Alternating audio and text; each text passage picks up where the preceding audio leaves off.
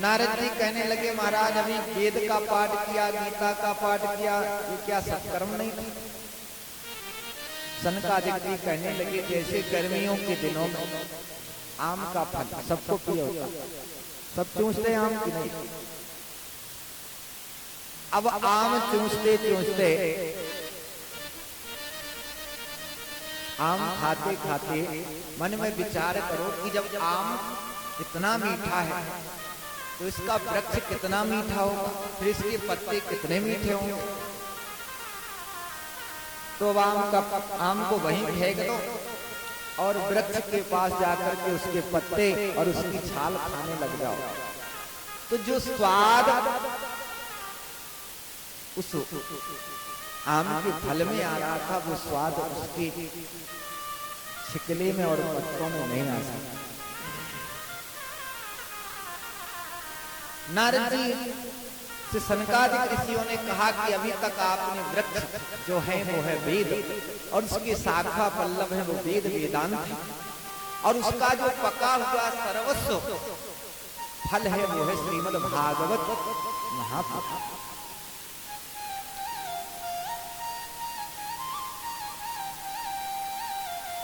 तो जो पेड़ का सार सर्वस्व है उसका फल, तो जो स्वाद फल में आएगा वो वृक्ष में और उसके पत्तों में कभी नहीं आ सकता। दूसरा दृष्टांत दिया, शक्कर, जैसे गन्ने से ही शक्कर बनती है सब जानते हैं, लेकिन अब चाय बनानी हो तो कहो भैया गन्ना तोड़ के लाओ, उसी से तो शक्कर बनी है। अथवा बढ़िया गुलाब जामुन खाने की इच्छा हो रही हो तो गुलाब जामुन बन के तैयार, चाशनी ना मिले, बोले गन्ना के पेड़ पे टांग दो तो मीठे हो जाएंगे, उसी से तो शक्कर बने। तो 6 महीना टंगे रहेंगे फिर भी मीठे नहीं होंगे।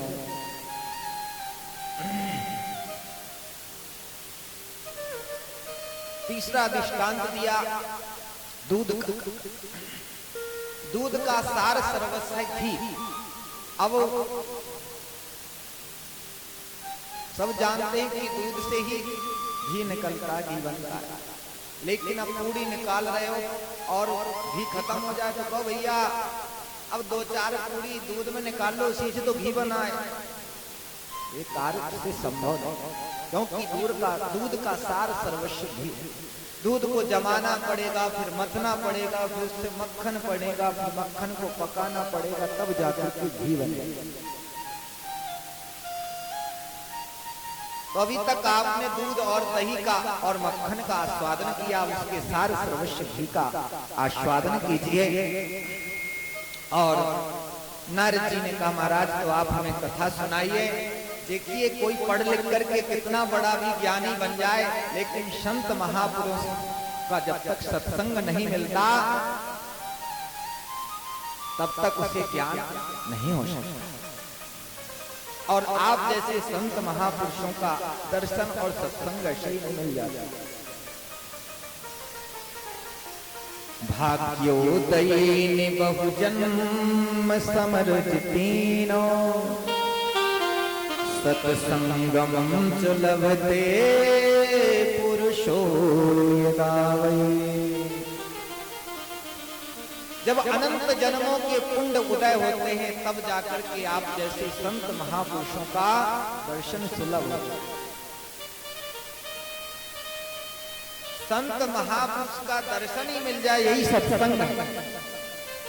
जरूरी नहीं 18,000 भागवत के श्लोक सुन लो तभी आप समझो कि हमने भागवत की कथा सुनी।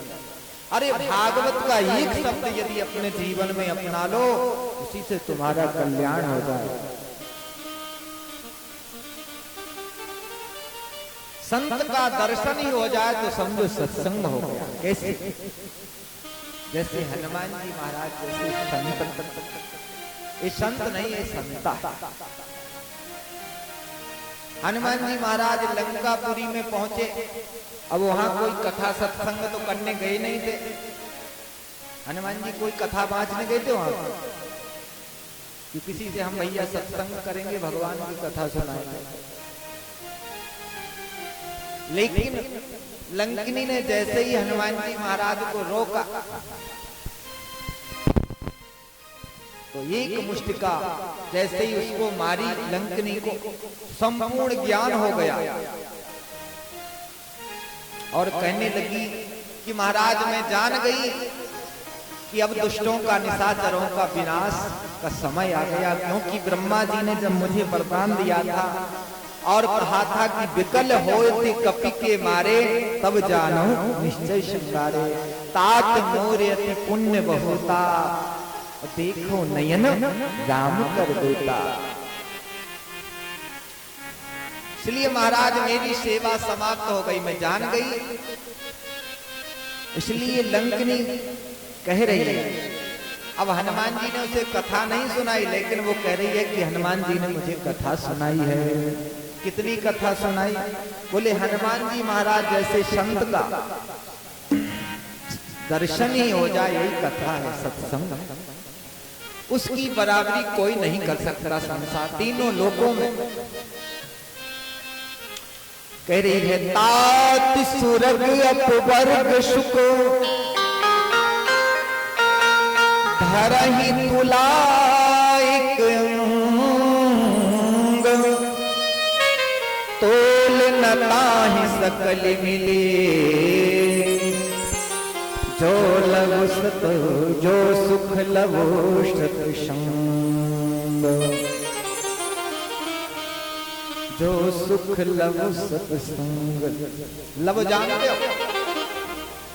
लव वो वाला लव नहीं, एक लव दूसरा होता है जो हमारी आंख की पलक गिरती है उसे कहते हैं निमिष।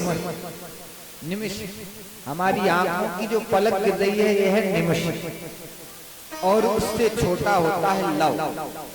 अब आंख की पलक कितनी देर में गिरती है उसे एक निमिष कहते हैं, उससे भी छोटा समय है लव। बोले उतना समय के लिए भी किसी संत महापुरुष का दर्शन मिल जाए तो तुम्हारा कल्याण हो जाएगा।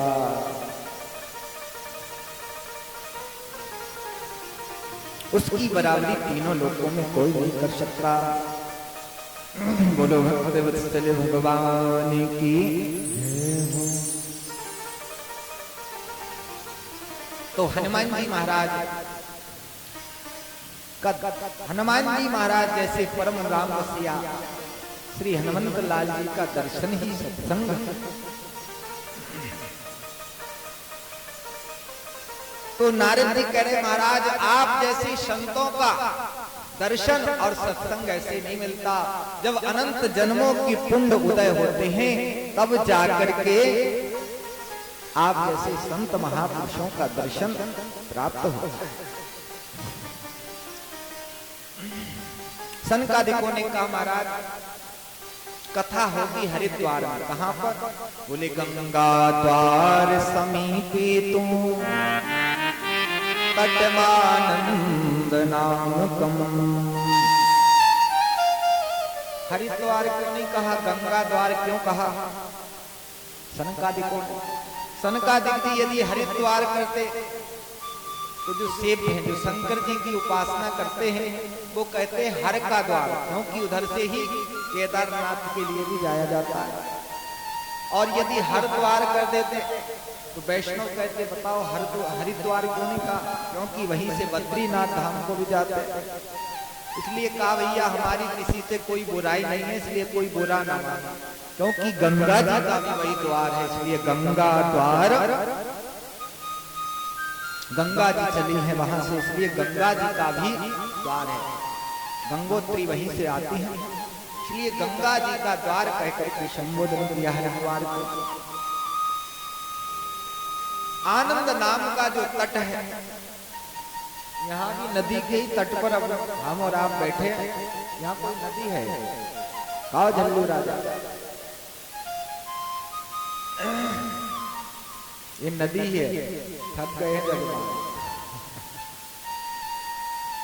तो हम भी आप सिद्धों की इस परम पावन नदी तट पर ही बैठे, और जहां पर भगवान की कथा हो तो भगवान की कथा का प्रचार प्रसार करना चाहिए। तो नारद जी ने खूब प्रचार प्रसार किया। कहां कहां किया? भूर लोके देव लोके च सत लोके तथैव च। पृथ्वी लोक पर, देवलोक में अर्थात स्वर्ग में और सत्यलोक। अब जिसने सुना कि नारद जी महाराज कथा करा रहे हैं, सनकादिक जी कथा कर रहे हैं, तो अपने जो व्रत हैं वो अपने शिष्य मंडलियों के साथ चले हैं लेकर के हरिद्वार के लिए। और जो विरक्त हैं वो अपने स्त्री पुत्र आदि को साथ लेकर के चले हरिद्वार। कुंभ जैसा वातावरण बन गया, बढ़िया बालू की व्यास गति बनाई गई और वहां की लता पताकों को भी बांध दिया और सुंदर व्यास मंच बनकर के तैयार हो गई। सनकादिक जी महाराज भगवान की कथा कहने लगे और नारद जी महाराज श्रवण करने लगे। सनकादिक जी कह रहे हैं जो मनुष्य शरीर पाकर के भी भगवान की कथा से दूर रहता है वो कैसा है? आजन्म मात्रमपि निसटीन किंचित चित्रम विधाय सुख शास्त्र कथा न पीता। चांडाल वचखर बद बदते निनीतम सुजन्म जननी जनि दुख भाजा।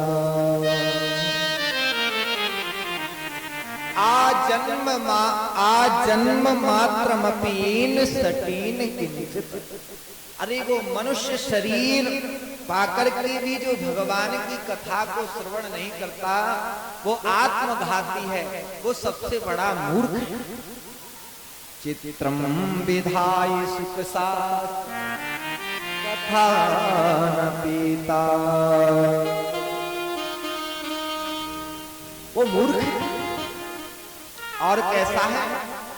बोले चांडाल चांडाल के समान, खरे बदती नीतम, गधे के समान। मिथ्या सुजन्म जननी जनि दुख भाजा। अरे उसी बैत में ही तेरी माता ने प्रसव की पीड़ा को सहन